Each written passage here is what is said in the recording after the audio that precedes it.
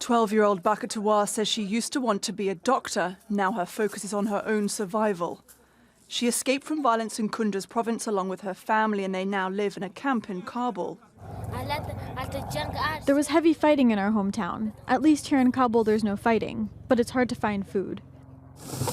There are many other displaced families living here. They're among the 64,000 people the UN says ran away from their hometowns in Afghanistan last year. The security situation was very bad. 80% of all our region under the control of the Taliban, and the government only controlling the city.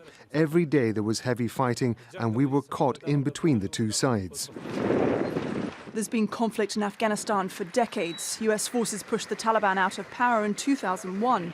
But the armed group has been making gains ever since Afghan forces took charge of their own security from NATO in 2015.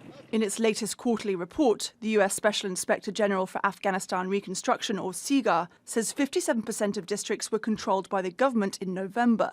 That's less than the year before, suggesting the Taliban has gained 15% of areas. There's been heavy fighting in Helmand province. Taliban fighters have been making gains against Afghan forces despite the support of US military trainers and advisors. Afghan military casualties are increasing.